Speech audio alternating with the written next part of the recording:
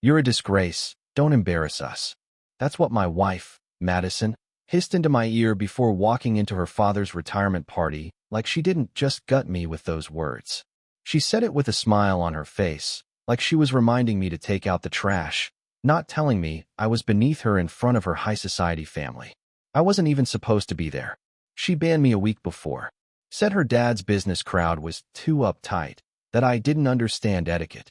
Like I hadn't stood by her side when she was broke and bartending on weekends, scraping by on tips. Now that her old man was finally retiring from his real estate empire, she was suddenly ashamed of me. Said I should sit this one out and respect her family's wishes. But something in my gut told me to go. So I put on my best navy blazer, the one she said made me look like a wannabe, and showed up uninvited. The event was at the Hilton downtown, ballroom lit like it was the damn Oscars, classical quartet in the corner, champagne flowing like tap water. Madison looked like a page from a bridal catalog, strappy dress, heels taller than my trust in her, fake smile glued to her face. Her mom greeted me like she'd just seen a cockroach. And then came the moment. Her dad's business partner, George Coleman, gray hair, sharp suit, the kind of guy who measures self-worth in stock options, walked over to us. The room quieted. Everyone stared like I'd just walked into a church naked. He looked right at me. "Good to see you, sir," he said, shaking my hand firmly. The air froze. Madison's face collapsed. Her champagne flute trembled slightly in her hand. Her mother blinked like someone had pulled the curtain back on The Wizard of Oz. A couple of her cousins glanced at each other nervously. George looked confused, glanced at Madison, then back at me. "Why wouldn't it be good to see you? Heard you've been working on that veterans housing initiative. That's real work." I muttered a quiet thank you, trying to hide the twitch in my jaw. Madison squeezed my arm hard, her nails digging into my skin. "Excuse us," she muttered to George, yanking me toward a side corridor by the restrooms. Once we were alone, she exploded. "What the hell are you doing here, Noah? I told you not to come." I pulled my arm away. "And yet your dad's business partner just welcomed me like I belonged here." She was fuming.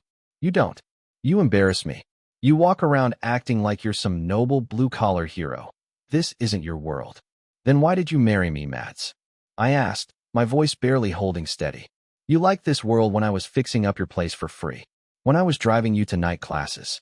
When you were nobody and I was somebody to you."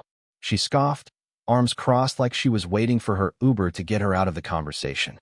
"Don't start with the guilt trip. This isn't about the past. This is about you not knowing when to stay in your lane." And right then, I knew. She wasn't just embarrassed by me. She hated me. This wasn't the Madison I married. This was someone else. Cold, ruthless, practiced in cutting people open with words and walking away like nothing happened. I left the party without saying goodbye. No one stopped me. I walked through the glimmering halls of that hotel like a ghost in a tux. Outside, I sat in my car for nearly an hour, headlights off, listening to the rain tap on the windshield while the question pulsed in my head. When did she stop loving me? Or worse, did she ever? But that night wasn't the end. It was just the beginning. Because a week later, I opened her laptop while she was in the shower, and my world detonated. I didn't mean to snoop. I swear to God, I didn't. But something changed in me after that party. Something quiet, but deadly, like the moment before lightning hits. I couldn't shake her words. "You embarrass me." That wasn't frustration. That was contempt. That was the kind of thing you say to someone you wish you'd never married. The next morning, I was in the kitchen making coffee, and her laptop was left open on the dining table. Not locked. Not even minimized. Just sitting there like it was meant to be seen. Her iMessages were synced to the screen, and I only glanced for a second. But a second was enough. There was a thread named Work Briefcase. I hovered over it. The last message preview showed. Last night was unreal. I can't stop thinking about it. My heartbeat punched through my ribs. I clicked it. It wasn't work. It was Cole. Cole Myers. Her boss. The guy who always wore white button-downs too tight for his gym-flexed arms. The guy who mentored Madison in marketing, who sent her flowers from the team on her birthday. The guy I had shaken hands with once while he looked past me like I was the help. He'd written, "You were unbelievable. I'm still hard thinking about your mouth." My stomach turned. She replied, "Behave. My husband's downstairs. I still taste you though, winky face." I didn't breathe. I read more. Scrolled through weeks of filth and betrayal, of hotel meetups, coffee shop lies. Even one time when she said she had brunch with her mom, and instead she wrote, "Tell the front desk I'm your wife if they ask. I don't need my name showing up in records." I saw photos. I wish I could erase them from my brain. Her in that same blue dress she wore to her friend's engagement dinner, with her legs wrapped around that bastard in a hotel bed. I shut the laptop quietly. My hands were ice. My breath was shallow. She came downstairs in one of my t-shirts, hair still damp from the shower, sipping her green smoothie like nothing was wrong. "Morning, babe," she said, kissing me on the cheek. I stared at her. Her lips. The ones she used to lie. The ones she used to. She didn't notice. Or didn't care. The rest of that day, I walked around like a man who'd just watched his house burn down, but couldn't tell anyone. I kept thinking, why? Was I not enough? Was I too predictable? Too safe? Or was she always like this and I just didn't want to see it? That night, I didn't confront her. I watched her sleep. Peaceful. Dreaming of someone else's touch. And I remembered every moment she lied to me. Every, "I'm just tired," when I kissed her neck. Every, "I've got a lot of work," when I suggested a weekend away. Every time she turned her phone face down at dinner. I thought I was being paranoid. No, I was being played. The next day, I started digging deeper. Call logs. Hotel receipts. Her old texts. I even created a dummy account and messaged her as someone asking about a job opening at her firm, just to see if she'd mention him. She did. Said he was an amazing leader. I bet. But the worst part wasn't just the betrayal. It was how easily she could smile through it. Laugh at my jokes. Pretend like we were still okay. Like I was some background actor in a life she'd rewritten without telling me. So I started planning. Not revenge. Reckoning. Because Madison wanted to play dirty? She had no idea what kind of storm she'd just invited.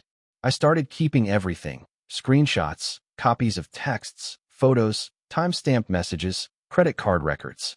I wasn't even sure what I'd do with them at first. I just knew I needed proof. Proof that I wasn't crazy. Proof that this wasn't some misunderstanding. Because Madison, she was the kind of woman who could burn your house down and make the firefighters apologize for the mess. 3 nights later, I came home early from work. Told her I had a late meeting, but I canceled it last minute. Just wanted to see what she did with her free time. Her car was gone. Not unusual. But I had her location. I turned it on weeks ago, back when I was still trying to convince myself we could fix things. She was at the Alderidge Hotel. She told me she was at Pilates. I didn't think. I just drove. Windows down, heart hammering like I was going to war. By the time I got there, it was almost 8 p.m. I parked across the street and watched. 10 minutes later, I saw her walk out. Hair curled, lipstick on, black leather jacket. And Cole, walking right behind her, grinning like he owned her. She kissed him, right there in the open. A soft, slow one, like she wasn't cheating, like she was already his. They got into his car. I followed them. They went to a rooftop bar downtown. I didn't go in. I just sat in my car like a coward, or maybe like a man restraining a fury that could level cities. I watched them laugh, touch, clink glasses. I watched my wife lean into him like I was 6 feet under, and she was already rewriting the past. And for the first time in my life, I didn't feel hurt. I felt dangerous. When she got home that night, I was already in bed, pretending to be asleep. She smelled like his cologne. She stripped quietly and crawled in beside me, sighing like her body was spent. I almost asked her if the rooftop view was nice. Instead, I waited. A few days later, her dad invited us over for dinner. Said he wanted to talk about something important. I almost bailed, but then I remembered Madison saying something about her dad wanting to revise his will. That caught my attention. We went. Her dad looked tired. Tired in the way only powerful men look when they finally realize their family is rotten. We had wine. Fake smiles. Then he pulled me aside, into his study. "Noah," he said, locking the door. "I owe you an apology. I didn't say anything. I thought you were the wrong fit for my daughter. I judged you. But now I see things a little clearer." He slid an envelope toward me. Inside, photos. Of her. Of them. Taken by a private investigator. "You're not the first person she's done this to," he said, almost ashamed. "But I hope you're the last who lets her get away with it." I couldn't breathe. I was holding photos I hadn't taken, meaning someone else had already gone through this hell before me. He poured me another drink. "Whatever you decide to do, Noah, just know you've got someone in your corner." We didn't speak the rest of the night. Madison was in a great mood on the drive home. Said her dad seemed so impressed with her tonight that maybe he was finally seeing her worth. I just nodded, hands on the wheel, eyes on the road. She had no idea what was coming. The next morning, I woke up before her. She was still asleep, breathing softly, her face turned away from me like it always was now. I watched her for a minute, really watched her. And for the first time since everything started, I didn't feel that sharp ache in my chest. The grief was still there, but it had dulled, replaced by something colder, something focused. I got up, showered, dressed. She stirred as I was tying my shoes. "Where are you going?" she mumbled. "Meeting with your dad," I said casually. "He wants to go over some stuff for the housing project." She blinked, her brain clearly scrambling. He didn't say anything to me. I just shrugged and walked out. I didn't go to her dad's office. I went to a lawyer. I handed him the file I'd put together, screenshots, messages, timestamps, photos, everything. The guy flipped through the folder slowly, his face unreadable until he looked up at me and said, "You want war?" I didn't even blink. "No, I want a clean kill." The lawyer smirked. "You came to the right place." We spent 2 hours laying it all out. She had no prenup. Half of everything I had was technically hers, but if we could prove infidelity, and the paper trail was solid, she'd walk away with scraps. Later that evening, I set the trap. She came home in yoga pants and a messy bun, holding a smoothie she'd probably used to wash his mouth out of hers. She smiled at me like we were still in a movie about a happy couple. "Hey babe," she said, setting her keys down. "You okay?" I looked up from my laptop. "I've been thinking." "About what?" "Us." She tensed. I saw it. Barely a flicker in her jaw, but it was there. "Oh yeah?" she asked, trying to play it cool. I nodded. "I think we need a break. Time to reset. Maybe we lost track of who we were." Madison blinked, caught off guard. "Wait, you want a break?" "Yeah," I said, standing. "I'll move out tomorrow. Just for a few weeks. You can have space." "Wait. Hold on. Noah. Where's this coming from?" She tried to look concerned. "Tried. I just need time," I repeated. "You understand, right?" She hesitated, then smiled. That same polished, manipulative smile. "Of course. If that's what you need. Maybe it's for the best." She kissed me on the cheek and turned away like I was yesterday's trash. But she had no idea I'd already spoken to the landlord. The lease wasn't in her name. I paid the deposits. I paid for the furniture. Everything. The next day, I filed. My lawyer served her at work. I heard she cried in the hallway, mascara down her face, screaming at Cole for not protecting her. The news spread quickly. Her dad called me that night. Said he was proud of me for handling it with class. I didn't feel proud. I felt hollow. But I wasn't done. 2 weeks later, I walked into her office building. I wasn't there to fight or yell. I was there to return the final piece of the puzzle. I handed the receptionist a small envelope with Madison's name on it. Inside was a flash drive and a note. "You should have banned me from your life, not your father's party." I left before she came out. Later that night, my phone lit up. A call from an unknown number. I didn't answer. Then a message popped up. "You ruined me." I stared at the screen. No emotion. She did that to herself. That night, I slept in a new apartment with no memories on the walls. No lies in the sheets. And for the first time in months, I didn't dream of her. A few days passed and silence became my favorite sound. Madison didn't call again. No apologies. No explanations.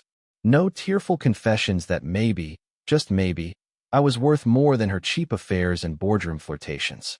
Instead, she posted photos of herself on Instagram, new outfits, wine glasses, fake laughter with fake friends. Captions like "stronger than ever" and "blessed to let go of what holds you back." I almost laughed. She was trying to convince the world she wasn't falling apart, but I could see it. Her eyes looked dull. Her smile strained, like someone holding a match too long and pretending not to feel the burn. I didn't engage. But then I got a call from her cousin, Lauren. Sweet girl. The only one from her side who ever liked me for me. "I don't want to get in the middle of anything," she started. "But you need to know. Madison's telling everyone you cheated." My jaw clenched. "She what?" "Yeah," she whispered. "She's saying you were talking to some girl from the gym for months. That you were cold, distant, and that you were the one who broke the marriage." Of course, she flipped the script. That was Madison's magic trick. Rewrite the story, cry a little, and wait for the world to turn against you. I didn't bother defending myself. People who matter already knew the truth. And those who believed her lies? They were never worth the explanation. But then came the final hit. Cole got fired. Word slipped out that Madison was sleeping with him. Not from me. I kept my mouth shut. But in the corporate world, gossip moves faster than fire, and someone dropped the right hint to the right HR director. He was married. 3 kids. The fallout was brutal. His wife left him. Took the kids to her sister's place in Vermont. Madison stopped posting for a week straight. Radio silence. That's when I knew her house of cards had collapsed. A week later, she showed up. At my apartment door. Wearing the same leather jacket from the night, I followed her to the hotel. Her makeup was smeared like she'd been crying, or drinking, or both. Noah, she started. I didn't open the door all the way. I made a mistake. I raised a brow. Which one? You'll have to be more specific. She flinched like I'd slapped her. I was lost, okay? Everything was happening so fast. You weren't there for me emotionally. And Cole, he made me feel. Wanted. I cut in. Desired? Special. She nodded, tearful. You think I didn't want you? I said, stepping forward. You think I didn't go to hell and back to be your safe place? I loved you when you had nothing. I was building a life. You were playing dress-up in other men's beds. She looked down. I miss you, she whispered. I let out a low laugh. Not bitter. Not angry. Just sad. You missed the version of me that didn't know who you really are. She didn't have anything to say to that. For once, the queen of excuses was speechless. I could have let her back in. I could have kissed her and lied to myself that she'd change. But I knew better. Madison didn't cheat because she was lost. She cheated because she wanted more. More attention. More power. More adoration. And now? She had less than she started with. She stood there for a moment longer, hoping I'd flinch. Hoping I'd fold. I didn't. I closed the door slowly, gently. Not with anger. With finality. She didn't knock again. The next morning, I changed my number. Blocked her on every app. Erased the photos. Deleted the playlists. But I kept one thing. A small printout, folded in my wallet. That quote she whispered before the party. You're a disgrace. Don't embarrass us. Now I carry it with me every day. As a reminder. The only disgrace was believing her love was real. Months passed.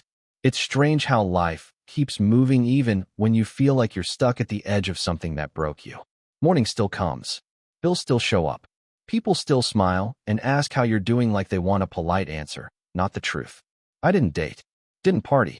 Didn't go on some cliché find myself road trip across the country. I just existed. One breath after another. Relearning the silence of my own apartment. Rediscovering how my voice sounded when I wasn't arguing, explaining, begging for the bare minimum. I spent time with old friends I had pushed aside for her. Guys like Tyler and Chris, who never liked Madison and weren't shy about saying, told you so, with half a grin and a whiskey in their hands. I appreciated their honesty more than their sympathy. Then one night, I got a call from Madison's dad. He'd been diagnosed with something serious, liver, I think. He didn't get into the details, and I didn't press. I just wanted to say, he said quietly, you were the only man who ever showed up for her. For all of us. I didn't know what to say. I just nodded, even though he couldn't see me. I cut her out of the will, he added. Don't feel sorry for her. Actions have consequences. I thanked him, hung up, and just sat there staring at the floor. My chest felt heavy, but not in the same way it used to. This wasn't heartbreak. It was the weight of closing a chapter. And then came the message that pushed everything over the edge. From a fake account. No profile picture. No followers. Just one message. You should have stayed in your place. I stared at it for a while, then laughed. Madison. Of course it was her. She couldn't help herself. Couldn't let go. Couldn't accept that I'd walked away and never looked back. I didn't respond. I just screenshotted it, filed it away with everything else, and deleted the message. A week later, I was sitting on a park bench, watching a couple walk by. Young, maybe just married. She was holding his hand like it was something precious, and he was looking at her like she was the only woman in the world. I didn't feel envy. I felt clarity, because now I knew what love wasn't. It wasn't manipulation. It wasn't mind games and power plays. It wasn't sleeping in someone else's arms while telling me I was the one who wasn't enough. Love is presence. It's consistency. It's honesty, even when it's messy. And Madison? She was the opposite of love. She was a warning. Now, I don't waste time asking why she did what she did. I don't need closure from someone who set fire to everything I built and then cried because she got burned. I live. I work. I breathe. And someday, when love finds me again, I'll recognize it by what it's not. I'll know what betrayal looks like, smells like, lies like. And I'll never let it through my door again. If you're reading this, and you're where I was, trust your gut. When someone tells you, don't embarrass us, what they really mean is, don't expose the truth of what I've become. Expose it anyway. Let them fall. And walk away clean. One afternoon, about 6 months later, I got a call from an unknown number. I don't know why I picked it up. I'd trained myself to ignore them. But something, curiosity maybe, made me slide my thumb across the screen. Noah. The voice was quiet, unsure. It was her. Madison, I said flatly. No emotion. Like saying the name of a stranger. She hesitated. I know I'm the last person you want to hear from. I don't even know why I'm calling, honestly. Then don't, I replied, ready to hang up. No. Wait. Just give me a minute, she said quickly. Please. I sighed. 1 minute. She let out a breath. I lost everything. My job. Cole ghosted me after his wife took everything in the divorce. My dad's cutting me off. My friends all think I'm the villain in the story, and maybe I am. I needed to talk to someone who actually knew me before all of this. I said nothing. She continued, her voice cracking. I've been thinking about that night, at the party. What I said to you. What I did after. And I keep wondering if I ruined the only good thing I ever had. I stayed quiet, letting the silence choke her for a moment. You did, I finally said. She sniffled. Do you hate me? No, I answered honestly. I don't hate you, Madison. That would still mean you mattered. Another silence. I think I'm broken, she whispered. I didn't argue. You could have destroyed me back then, she added. Gone nuclear. Sent everything to my boss, my family, the media, whoever. But you didn't. You just left. Quietly.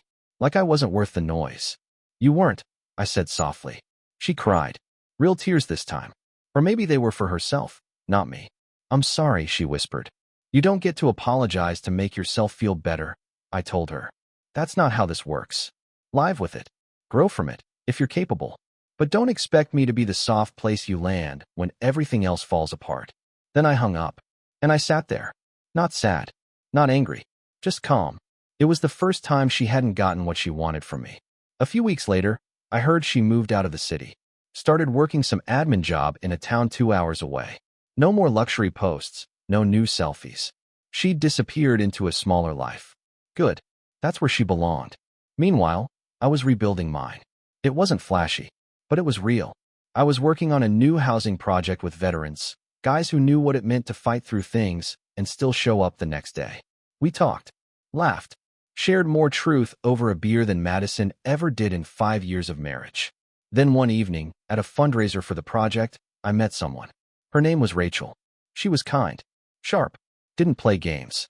She looked me in the eyes when she spoke, like what I had to say actually mattered. And when I told her I'd been through a messy divorce, she didn't flinch.